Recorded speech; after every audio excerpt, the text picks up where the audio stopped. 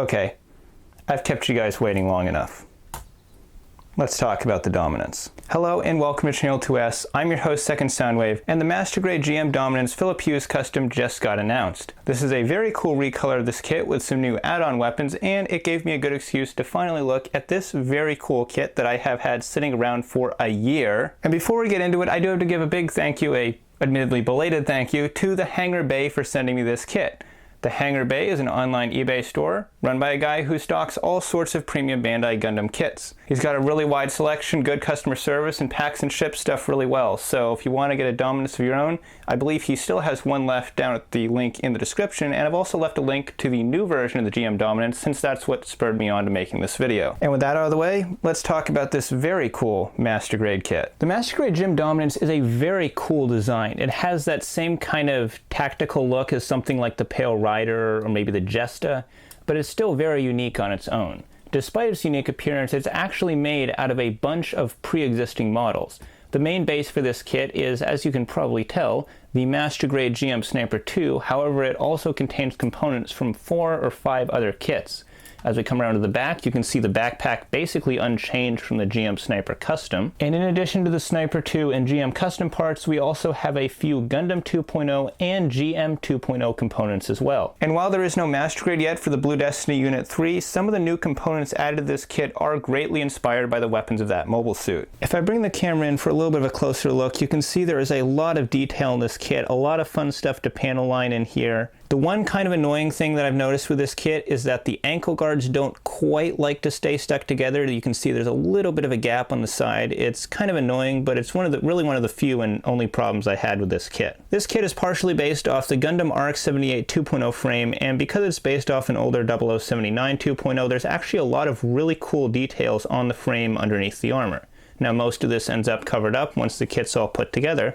However, the pistons and the ankles, which do move when you articulate the kit, are still quite visible, and they look awesome. And the articulation on the kit is more or less exactly what you'd expect from modern Master Grade. I'm not going to go through all of it because it's all stuff you've probably seen before, especially if you're at all familiar with the GM Sniper 2, as most of this kit's joints are pulled directly from that kit. Now right now I have the GM Dominance in its most bare bones state with none of its accessories attached, so let's look through at some of these accessories because there's actually some really cool stuff going on here. So probably one of the coolest parts of this kit is actually just a regular GM 2.0 shield. Now this is not something that I was really that familiar with prior to building this kit, so I had a lot of fun with this because it's got some really cool gimmicks. So from the front, it is very plain. It's about as plain as a shield can get. It doesn't even have that cross on the front that the RX-78 does. However, on the back, we have a moving handle for the handle to grab and a multiple point articulating attachment point for getting the shield onto the arm, and that's all pretty standard stuff, but what isn't quite so standard and is actually pretty cool is that this whole assembly can actually slide up and down. Furthermore, there's this really cool gimmick at the top of the shield where there's this little sliding peg,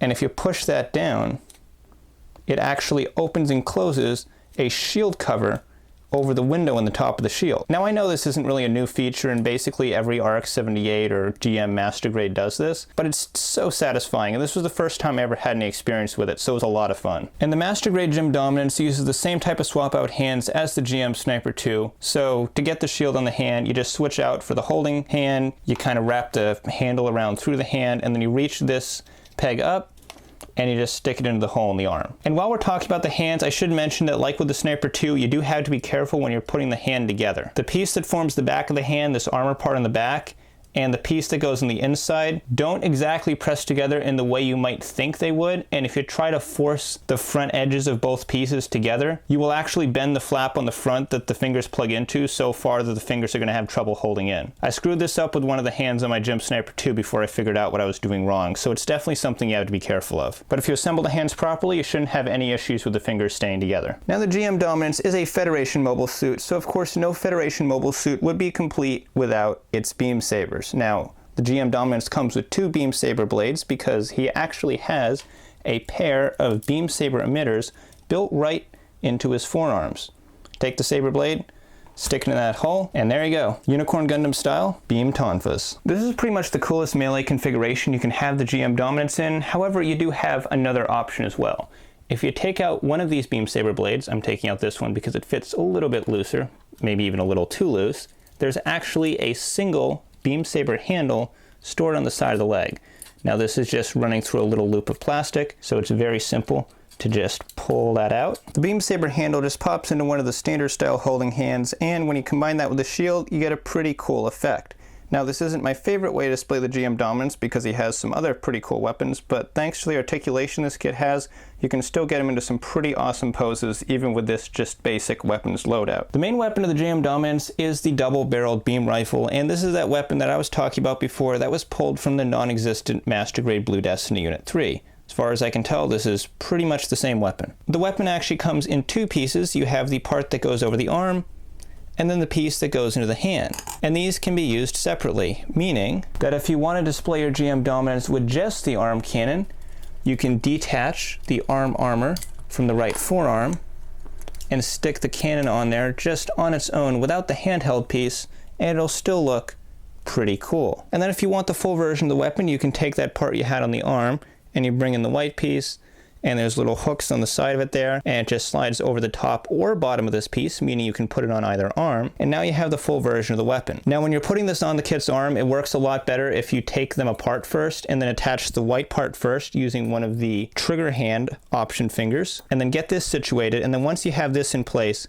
you take this, you slide it over the arm, and you both plug it into the forearm and slide this flap into the white part. It's really not that hard to do at all, and once you have it together, it's just a lot easier than trying to fiddle this whole thing into the hand. And once you have the beam cannon mounted on the arm, it looks very cool. And this is the way I like to display my GM Dominance, with the double cannon on one arm and then the shield on the other. If you want to make this pose look extra cool, you can also take the visor and drop it down over his face for a little bit of enhanced camera scope action. Now a really cool feature about this kit that I actually didn't even discover until I sat down to make this review is you can actually mount the shield on top of the double-barreled beam rifle.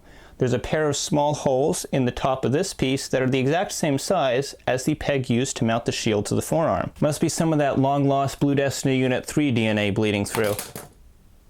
Unfortunately, the connection isn't that solid. And outside of a few really basic mundane things, that's pretty much it for the Dominance. Now, I guess there's not a whole lot of accessories left to talk about, but he does come with a pair of splayed open hands as well as closed fists for the finger swapping system.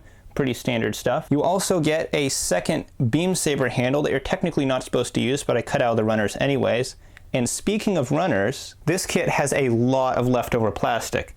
How much leftover plastic, you may ask? Well, you get this.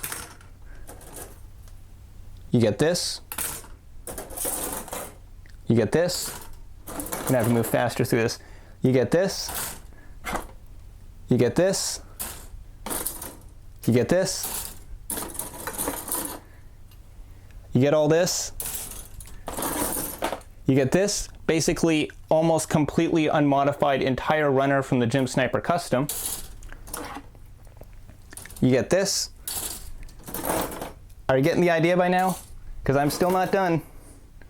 Here's some more. Another one of those. Still not done.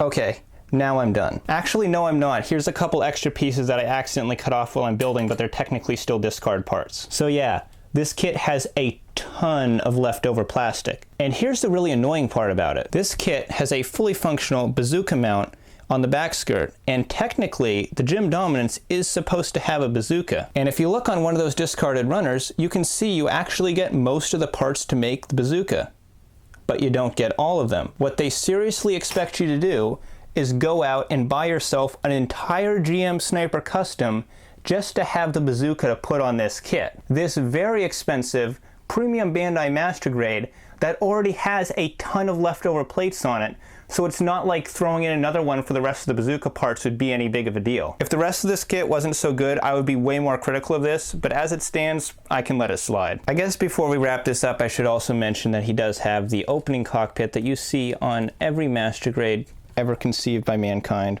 There's a little pilot in there, and you also get, ooh, don't fall over, you also get a standing pilot on one of those discarded runners. Seeing as it's on one of the Gym 2.0 runners, I would assume this is just a regular Federation grunt. So that's pretty much all you need to know about the Master Grade GM Dominance. Now, of course, the big question is, do I recommend this kit? And I kind of do. I definitely think it's really cool. However, I'm not sure if I recommend this specific version of the Dominance anymore. We've gotten a lot of really cool use of this mold since then. We have the Gundam Stormbringer, which is an entire Gundam based off this design, but made to look even cooler. And then more recently we have the Philip Hughes Custom, which is basically the same kit, but in a much cooler color scheme. And personally, I'd recommend you buy one of those two. If you really like the colors of the standard Dominance, I say absolutely go for it. But if you're not so confident with those colors, you maybe not as big a fan of them, definitely check out one of the other two. And again, this kit was sent to me by the Hangar Bay, so there's gonna be links in the description to get both versions. All right, feels good to finally get this out of my video backlog. Next time you see me, we'll be looking at something a little more recent, but until then, this has been Channel 2S. If you enjoyed this video, be sure to leave a like. If you're new to Channel 2S, subscribe for more Gundam and Gunpla content. And as always, I'm your host, Second Soundwave, and I'll see you next time. Take care, guys.